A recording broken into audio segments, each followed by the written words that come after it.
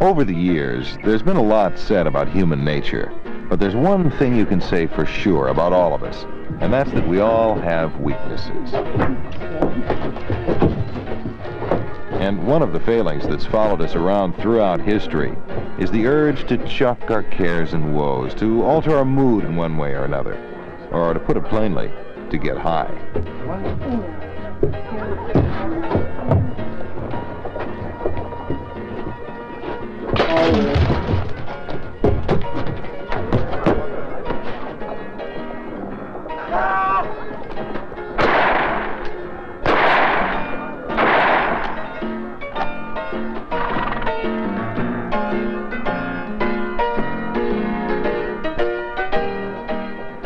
Of course, back in the good old days, the price of overindulging was not much worse than a little social humiliation. But all that was to change with the age of the automobile.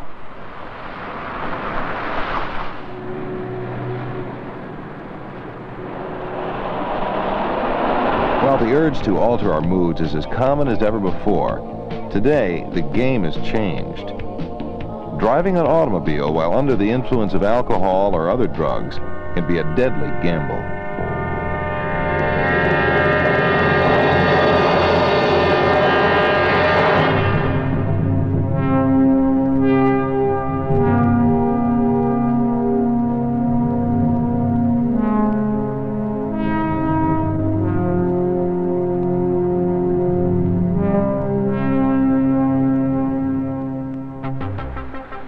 In recent years, many catchy labels have been pinned on our times. Ours has been called the atomic age.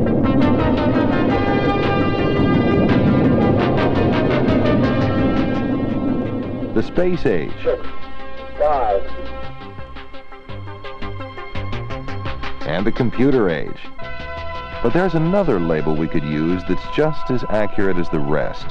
The drug age. Across all strata of society, in every walk of life, the use of drugs, including alcohol, is on the rise. While there are many drugs that have enhanced the quality and scope of human life, at the same time, we've become a nation of drug abusers, relying on quick chemical fixes, legal and illegal, to pick us up, to calm us down, to help us sleep, to stay awake, and to get us high. Of all the drugs, the one most commonly used is alcohol. Wherever you look, the signs are clear that alcohol has become a part of everyday life, a drug that most of us use and enjoy without obvious harm to ourselves or others. But the abuse of alcohol takes its toll. Thousands of men and women are killed each year in accidents that involve alcohol, and tens of thousands more are left scarred or permanently disabled. Who are these unfortunate victims? Studies show that most of them are not much different from you and me. If you're a man or woman of average weight, just a few drinks can seriously affect your driving skills, diminishing your ability to make decisions on the spot while stretching the critical time it takes for you to react to an emergency. Driving a car is a demanding task, one that requires the keen coordination of mind and eye, and the skill to react quickly and correctly in unexpected situations.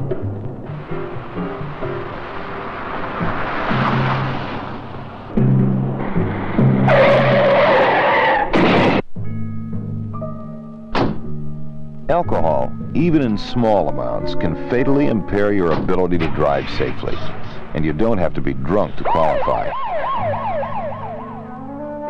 In an effort to end the waste in human lives, nations around the world have enacted drinking driver laws with teeth in them, backing them up with get-tough law enforcement programs.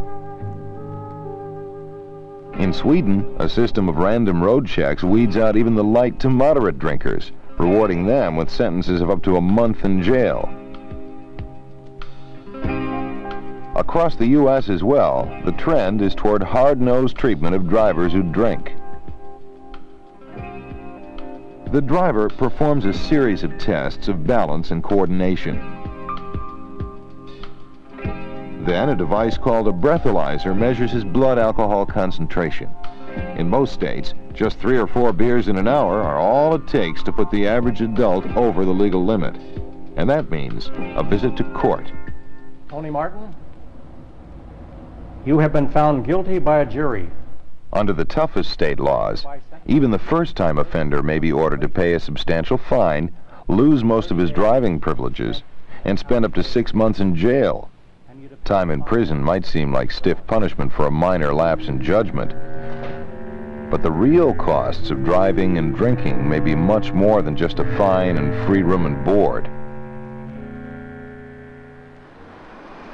The story of Carl Busoni is based on a true case from the files of the National Highway Traffic Safety Administration.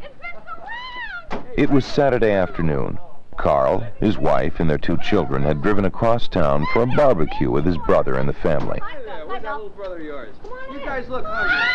Come on, that barbecue. The food was good, the talk was loud and lively, and the drinks flowed from the minute they arrived until it was time to go.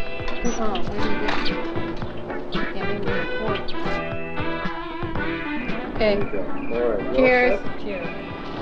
Come on, have a drink. No. Come on, have a drink. Well, maybe later, honey. No, thanks. Have one now. Come No, on. I'll have a little later. Loosen up, woman.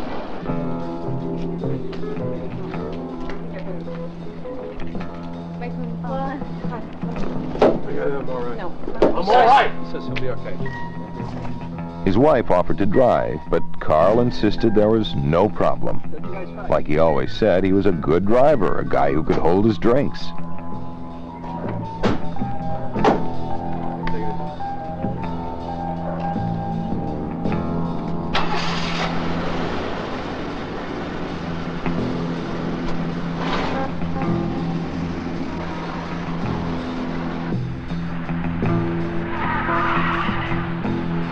Getting tired of your drinking. I'm not too interested in what you're getting tired of right now.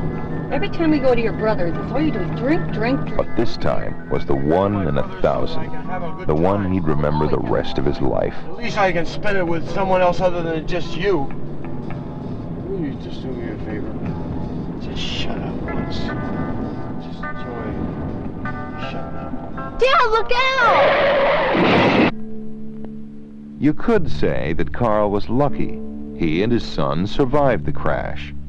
But as long as he lived, he would regret his decision to drive that night, a decision that cost the life of his wife and his daughter. Though alcohol may be the worst killer on the road, it is unfortunately not the only drug that turns up in the crash statistics. The growing popularity of marijuana today has caused increasing concern. Recent surveys suggest that nearly 1 out of 4 Americans have at one time or another used marijuana. And though it remains illegal, it has taken its place as a common recreational drug. Unfortunately, studies have shown that marijuana can seriously impair our basic driving skills. The volunteer in this study is smoking a cigarette containing a controlled amount of THC, the active ingredient in marijuana. Before smoking, he had performed a series of tests designed to measure his coordination, vigilance, perception skills, and reaction time. Now he performs the tests again. This time, his coordination, his perceptual ability, his ability to track a target all show marked impairment. Additional tests are conducted with a driving simulator, which duplicates many of the conditions encountered in actual highway situations. Tests like these confirm what many marijuana users know, that marijuana may alter a driver's perception of time and distance. His attention may become fixed on particular objects, while the drug diminishes his ability to react to the unexpected. All of which adds up to a potential for peril on the road. In a recent study conducted by the National Highway Traffic Safety Administration, 1 out of 10 drivers injured in an automobile accident was found to have consumed marijuana. But even more hazardous than marijuana alone may be the combination of marijuana and alcohol. In this test, a volunteer consumes the equivalent of about 3 average drinks, and then smokes a marijuana cigarette, a common combination in many social situations. She is then tested with the driving simulator, facing the kind of conditions she could expect to encounter on the road. Now, the two drugs working together seriously impair her ability to control the vehicle.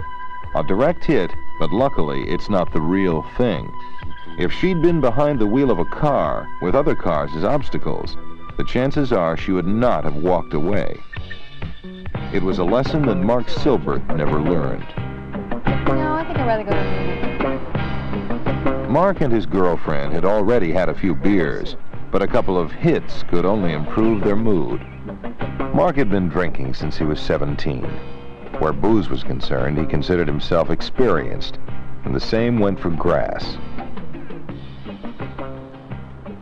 He didn't much like the idea of other guys on the road being drunk or stoned, but with him, it was different. He was cool-headed, and he could handle anything.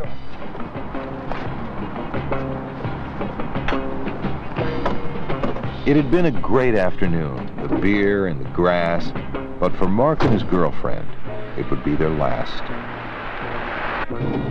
Why are you driving so funny? I'm not driving funny. Why are you stopping? Look out! Though marijuana is one of the most frequently used recreational drugs, it's not the only one that can cause trouble on the road. Some illicit drugs have such a potent effect upon perception that almost no one would consider driving under their influence. While it's not hard to imagine the hazards of hard drugs, it's easy to forget that many other drugs in everyday use can affect our driving skills. Dozens of medicines available by prescription or over-the-counter feature warnings on their labels, pointing out the hazards of driving under medication. Among these drugs are the antihistamines, commonly taken for colds or flu, tranquilizers, antidepressants, barbiturates, sedatives, and sleeping pills. Some of these have effects similar to those of alcohol, causing drowsiness, impaired reasoning, and loss of coordination.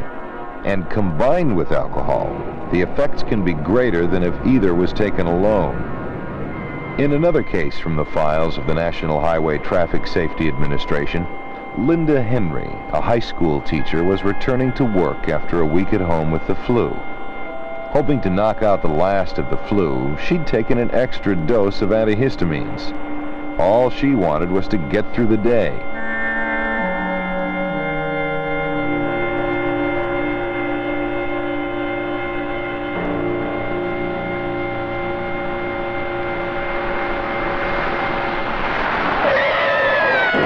Linda Henry survived the crash, but she left a woman dead.